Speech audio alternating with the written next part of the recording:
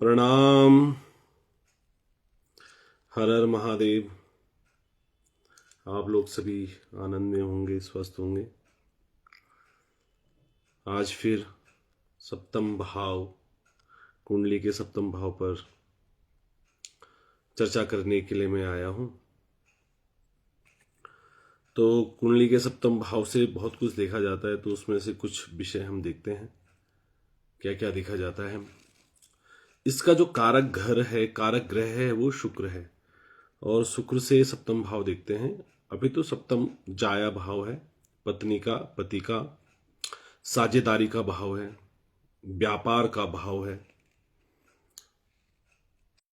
व्यभिचार पीसी से देखते हैं, व्यवसाय, गुप्त रोग, पवित्रता, भटकाव, ये सब लगभग चीजें इससे देखते हैं। संग्राम, लड़ाई झगड़े बीसी से देखे जाते हैं। भूमि, ये सब इसी से देखे जाते हैं। जो विशेष चीजें हैं वो सप्तम भाव से देखी जाती है। विवाह, साझेदारी, व्यापार, वाणिज्य, व्यापार करना, परामर्श, किसी से अगर परामर्श लेना है, कूटनीति, राजनयिक, जो राजदूत होते हैं, ये सप्तम भाव से क्या आप बनेंगे नहीं बनेंगे। वकालत, अनुबंध, प्रबंधन करने वाले जितने लोग होते हैं, ये सब इसी से संबंधित होते हैं। सेवा प्रबंधन, होटल मैनेजमेंट, या जो आजकल शादियों में आते हैं लोग, जो शादियों के लिए बिल्कुल मैनेजमेंट बनाते हैं शादियों का, वो लोग, दलाली वाले काम करना, मार्केट का काम करना, ये सब सप्तम भाव से देखते हैं। वैसे गृह जातकम में इसके बारे में लिखा हुआ है कि रणांगनाचापि वाणिक्य क्रिया जाया विचार गमनम प्रमाण शास्त्र प्रवीणे ही विचारणीयम कलत्र भावे च सर्वमेतत्। ये सब 5 चीजें लगभग उन्होंने कहा कि रण, लड़ाई झगड़ा, भूमि, वाणिज्य क्रिया करना, व्यापार क्रिया करना, जाया, धर्म पत्नी या पति, और गमन, यात्राएं जो हम करते हैं। और ये सब चीजें लगभग साझेदारी से संबंधित चीजें हैं। युद्ध भी साझेदारी से संबंधित है। कैसे? बिना साझेदारी के युद्ध नहीं हो सकता, क्योंकि आपको विपक्ष में साथ में व्यक्ति चाहिए, तभी जाके युद्ध होगा, वो साझेदारी वाला है। वाणिज्य, आप दुकानदार हैं तो लेने वाले चाहिए, ये सब क्रियाएं। जाया, पत्नी या पति एक दूसरे के पूरक हों तभी तो पति पत्नी बनेंगे। गमनम, आप और वो स्थान जहां आप जाना चाहते हैं। तो ये सब साझेदारी वाले भाव है। बिना साझेदारी के, सप्तम भाव को साझेदारी का भाव कहा जाता है, तो बिना साझेदारी के यहां कुछ भी संभव नहीं है। तो रणांगनाचापि वाणिज्य क्रिया, रण, भूमि, व्यापार करना, जाया विचार गमनम प्रमाण। तो जाया धर्मपत्नी का विचार, पति का विचार, यहीं से तलाक का भी देखा जाता है। तलाक के लिए भी बहुत चीजें देखी जाती है कि इसमें क्या प्रभाव पड़ा है, क्या नहीं पड़ा है। तो तलाक के विषय में भी यहां पर देखा जाता है। अब देखते हैं सूर्यादि ग्रह यहां पर सप्तम भाव में क्या प्रभाव डालते हैं। तो अगर सूर्य सप्तम भाव में पड़ा हुआ हो तो जीवन साथी के अहंकार के स्वभाव, प्रभाव, साझेदारी का मनमुटाव, ये सब चीजें देखी जाती है। वैवाहिक जीवन में गर्मजोशी थोड़ा कम रहती है। ऐसे लोगों में पति पत्नी में थोड़ा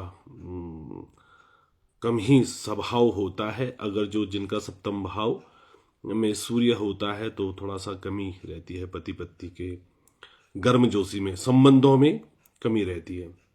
तो अहंकारी स्वभाव होता है, मैं पहले सॉरी क्यों बोलूं, ये जो भाव होता है पति पत्नी में, तो ये भाव इसीलिए होता है कि सूर्य वहां पर विद्यमान होता है।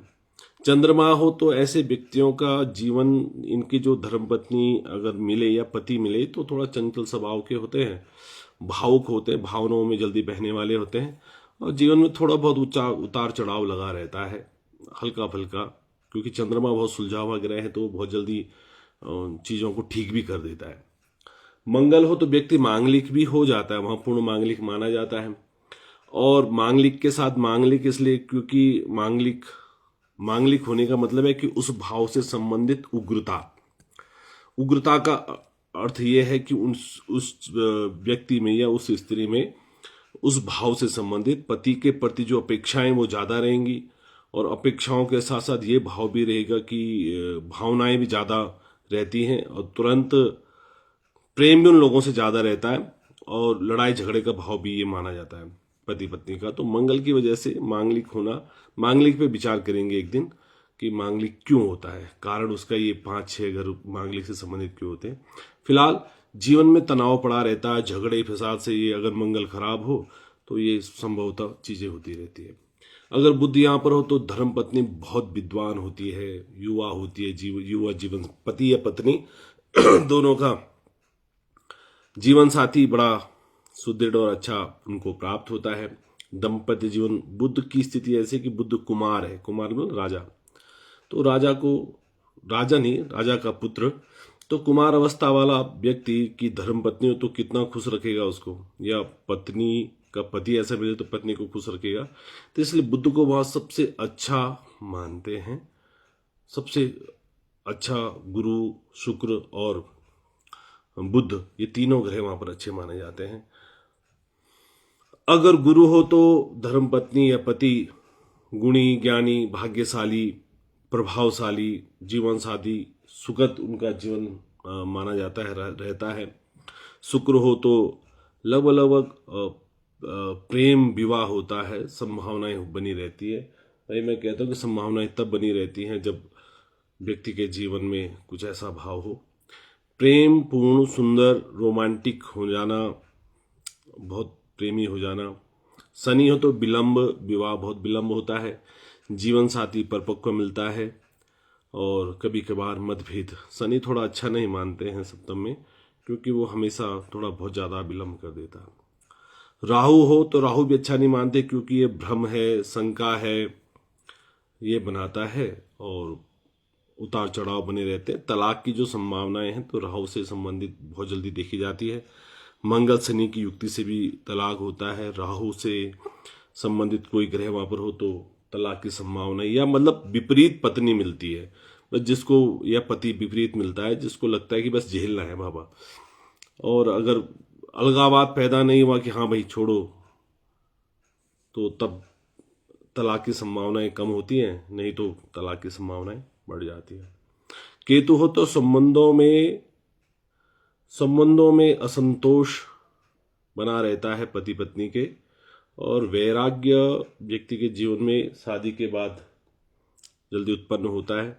ऐसे देखने को मिला था कि तुलसीदास जी की कुंडली में भी केतु सप्तम में था और लगन में राहु था, तो इस वजह से, पर वो उच्च के थे दोनों, तो पत्नी से अधिक प्रेम तो करते थे, परंतु वैराग्यता, अलगावाद, उनकी बात यह आई कि पत्नी को उनका अधिक प्रेमी होना पसंद नहीं था। वो अपनी पत्नी को बहुत प्रेम करते थे, पर पत्नी को उनका, क्योंकि आप जब सीमाएं पार कर जाते हैं तो वो विष बन जाता है किसी भी चीज के लिए। तो प्रेम भी हमारे शास्त्रों में प्रेम के लिए कहा गया कि प्रेम भी उतना ही करना चाहिए जितना पच जाए। किसी भी व्यक्ति के लिए ज्यादा प्रेम विष बन जाता है। तो तुलसीदास जी के लिए ऐसा कहा जाता है कि उनके सप्तम भाव में केतु था, तो इस वजह से उनके जीवन का ये अलगावात पैदा हुआ। उसके बाद वो बहुत बड़े व्यक्ति बने, परंतु उसका अर्थ पत्नी नहीं था, उसका अर्थ था वैराग्य। फिर उन्होंने उस प्रेम को भगवान के प्रति लगा लिया। मतलब प्रेम तो है, पर प्रेम को मोड़ना ही तो है। एक है काम वासनाओं से जुड़ा हुआ, काम वासनाओं से, जो सप्तम भाव है काम वासनाओं से जुड़ा हुआ भाव है। काम वासनाएं, काम का अर्थ मतलब कुछ अलग नहीं है। काम का अर्थ है व्यवहारिक जीवन की, जो इस शरीर की जो जब जो चीजें चाहिए वो चीजें प्राप्त हो जाए। एक छोटा बच्चा है तो उसे मिठाई, खटाई, खिलौनों से ही प्रेम होता है, तो मतलब उसकी काम वासनाएं सिर्फ इतनी ही सीमित है। जैसे जैसे बड़ा होता है व्यक्ति, फिर उसकी स्त्री के प्रति हो जाती है, स्त्री से हटके फिर वो धन से संबंधित हो जाती है, भूमि से संबंधित, तो काम वासनाएं धीरे धीरे अपना अपनी चीजें चेंज करती रहती है धीरे धीरे। तो इस अर्थ में लेते हैं कि काम वासनाएं होती है। दूसरे स्थान में रखा गया धन भी इस सप्तम भाव से देखते हैं कि सप्तम भाव में अगर होगा तो उसका क्या प्रभाव पड़ेगा। समाज की ख्याति भी इसी भाव से देखते हैं। समाज में हमें देखो, सप्तम भाव बहुत गूढ़ विषय का है, क्योंकि पत्नी का भाव है, तो पत्नी के ही भाव से नहीं देखना है इसको, साझेदारी, प्रथम साझेदारी के हिसाब से हमें देखना है। और ध्यान दीजिएगा कि ये अगर कुंडली के भाव से देखें तो मारक घर भी आता है, मृत्यु का घर भी इसे कहते हैं, क्योंकि मृत्यु, जीवन की साझेदारी मृत्यु से है। तो ये पूरा साझेदारी वाला भाव है। अब जीवन में जहां बैलेंस बनाना है, जहां चीजें करनी है, साझेदारी है, एक के साथ दूसरा, तो ये साझेदारियां बनती रहती हैं। तो हम इस सप्तम भाव को देख रहे हैं, तो आप लोग इसको शेयर करें, कमेंट्स करें। आचार्य जी, मनोज रयाल जी, आप हमें देख रहे हैं। वीरेंद्र जिडवाण जी, नमस्कार भाई साहब। नमस्कार रयाल जी, प्रणाम। भुला परविंदर सिंह नवाल जी, कैसे हैं भुला? सब स्वस्थ होंगे, आनंद में होंगे। सब आनंद में होना ही चाहिए, जीवन आनंद में ही रहे, तो इसलिए हम देख रहे हैं। तो स्वस्थ रहना है, आनंद में रहना है। आज मैच आ रहा है तो मैच के प्रति थोड़ा सा रुझान ज़्यादा है हमारा, तो कल फिर आप लोगों के बीच अष्टम भाव के लिए आएंगे। तो प्रणाम, आपको इसको शेयर करना है, कमेंट्स करना है और अपने प्रश्न जरूर भेजें। प्रणाम।